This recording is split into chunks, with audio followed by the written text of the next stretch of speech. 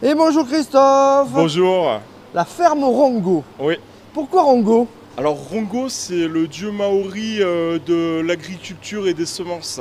Ah. Voilà. Donc tu fais du bio? C'est du bio, ouais. Tu es à Montadi?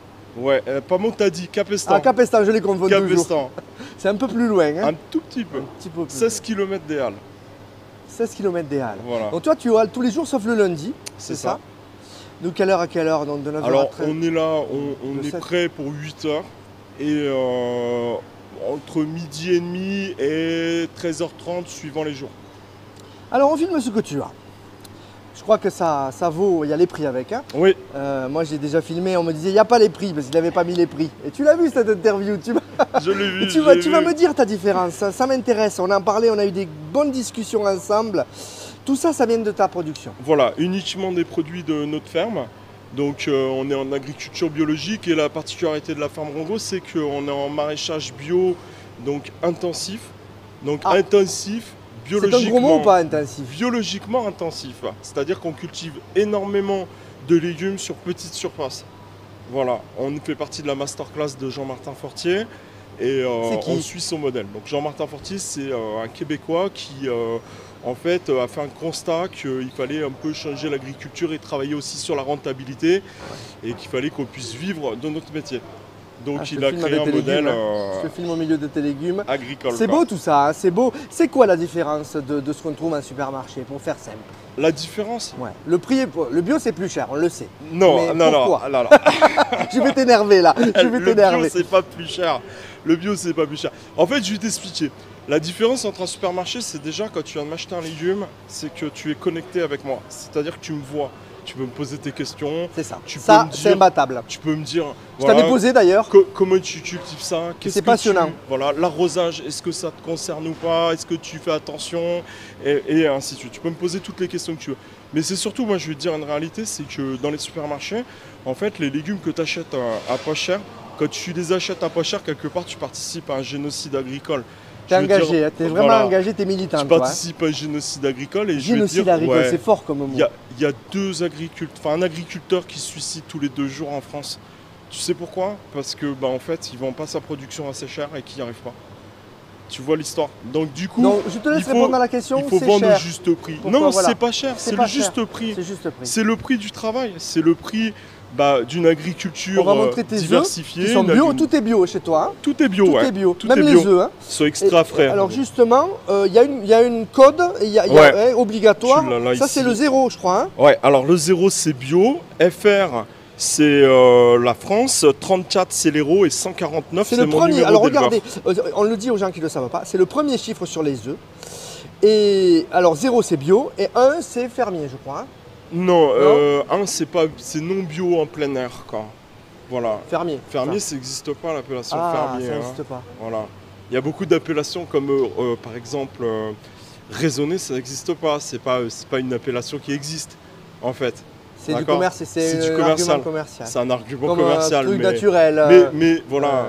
Bon, quelque part, je dirais que tout le monde est plus ou moins raisonné. Puis sur les conventionnels, j'ai jamais vu un agriculteur conventionnel balancer du produit comme ça dans son champ par plaisir. Tu vois, il fait attention, ça lui coûte de l'argent. Ouais, donc, pourquoi on met des produits?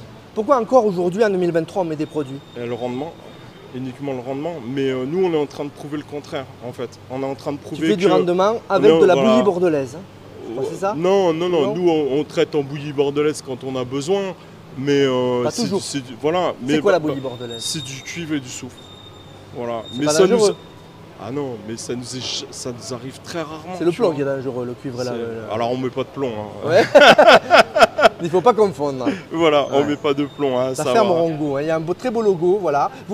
On te trouve sur Facebook. Oui. Et Tour de Magie, on va te retrouver chez toi, dans ton champ. Allez, c'est parti. On y va? Et bonjour Marie-Alix. Bonjour Eric. Nous sommes à Capestan, juste à pas loin du village en fait de Capestan.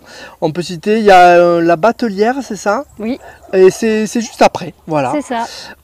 C'est un restaurant, je crois, voilà. Et vous avez une exploitation, on est à côté des poules là, voilà. C'est la ferme Rongo.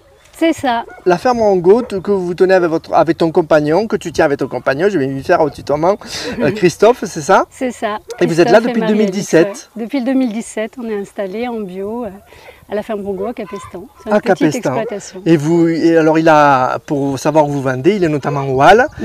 Souvent, c'est Christophe, mais c'est toi des fois, enfin, ça dépend. C'est ça, c'est Voilà. ça. Là en ce moment c'est beaucoup lui, au Hall de Béziers, tous les matins de la semaine, enfin du mardi au dimanche. Et puis on est aussi en livraison à domicile. Les gens peuvent commander sur notre site fermerongo.com. Voilà, et vous faites En du livraison. bio. Et juste avant, voilà, j'ai dit magie parce qu'on l'a vu juste avant et on te voit maintenant dans l'exploitation. On a fait le lien entre les halles justement et votre exploitation. Alors on voit les poules là, il y en a 120. Il y a 2 endroits, vous êtes limité à 249 par la loi, je crois. C'est ça. Voilà, donc on va zoomer un petit peu pour bien voir. Elles sont plutôt heureuses, elles gambadent, on voit, vous voyez. Alors, que savoir sur ces poules, Marie-Alix? Eh bien alors c'est un élevage en bio, mais c'est avant tout un élevage fermier, paysan. Donc c'est un petit parcours, un petit lot de poules, elles ne sont pas plus de 120 pour que ça reste très serein. Et c'est des poules donc, qui ont accès tout le temps à l'extérieur, qui ont droit à du fourrage, à des légumes bien sûr, des mauvaises herbes. On peut voir la nourriture? Oui, alors donc c'est de l'aliment bio qui est très riche avec beaucoup de céréales et d'oléagineux différents pour qu'elles soient absolument bien nourries, totalement bio et pour qu'elles puissent faire de bons œufs.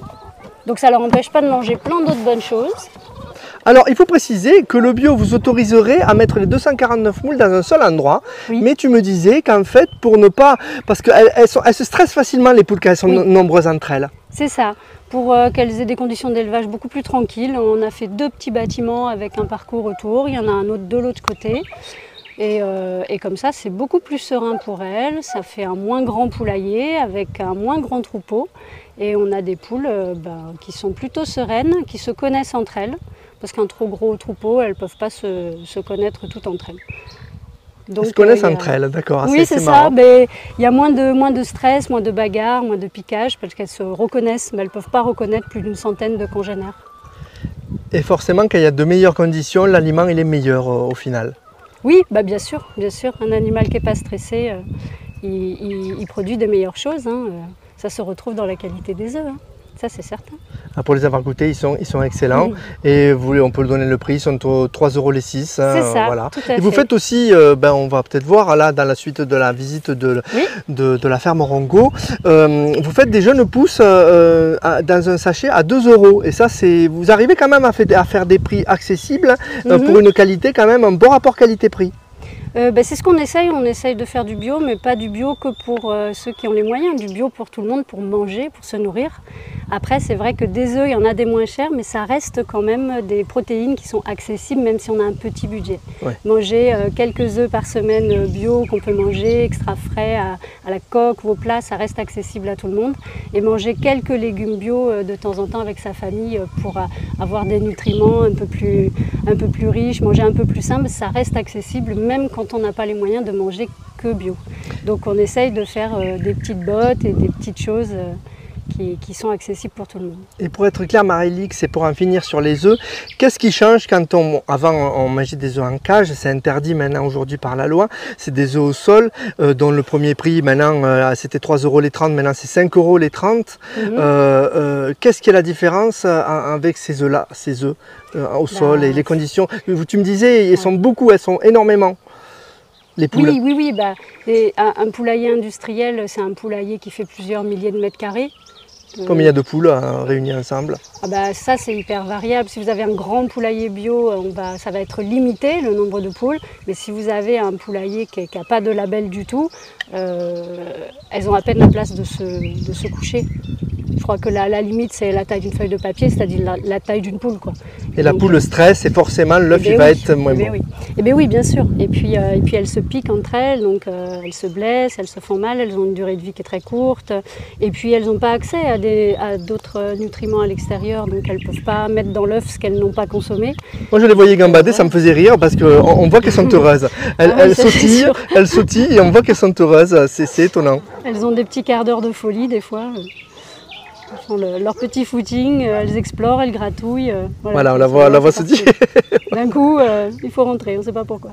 Alors, tu me disais, elles sont à l'ombre souvent, elles profitent de l'ombre. Et tu me disais, si elles sont dans l'abri, c'est qu'elles aiment l'abri. Oui, c'est ça. Oui, elles choisissent leur confort. On a essayé de leur faire un poulailler confortable. Donc, on a espacé un peu les planches pour qu'il y ait une ventilation naturelle. Donc, même quand il fait très chaud, il y a quand même de l'air qui circule à l'intérieur.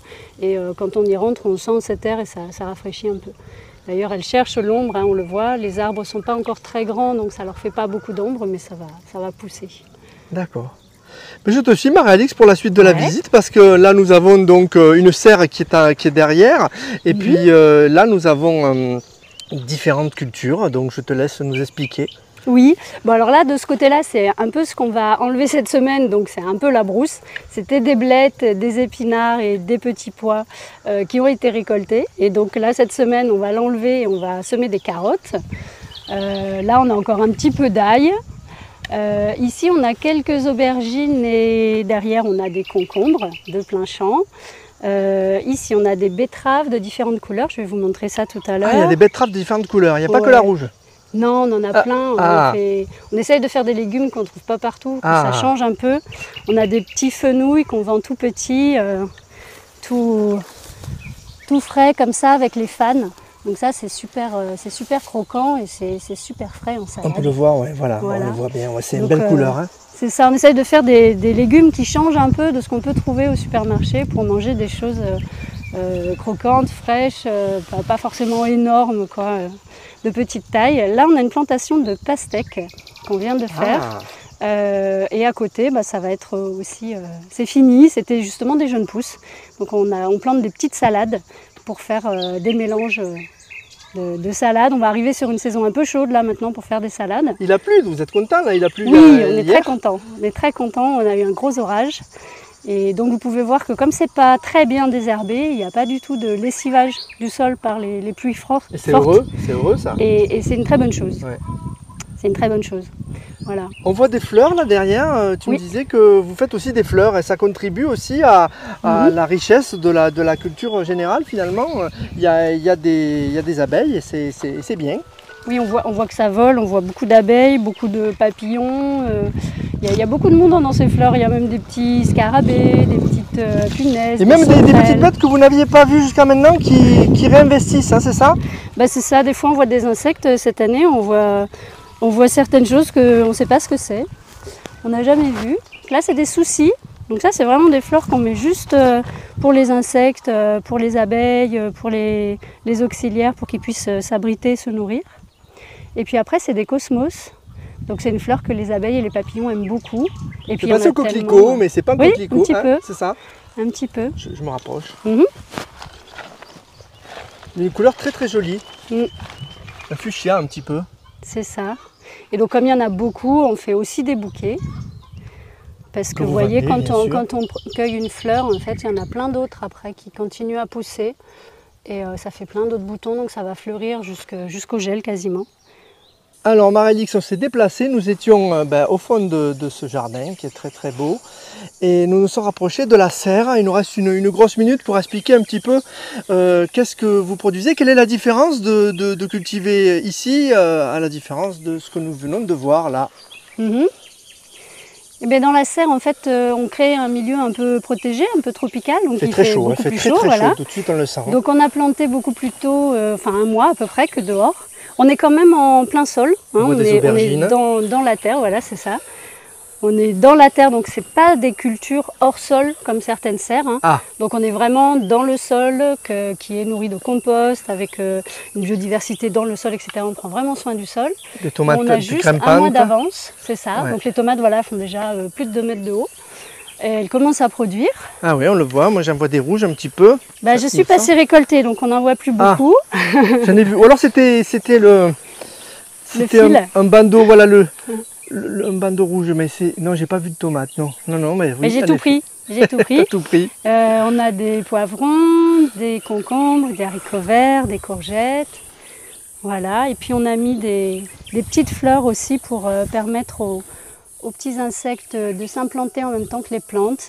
Donc les petites abeilles sont très contentes d'avoir trouvé ça en début de saison.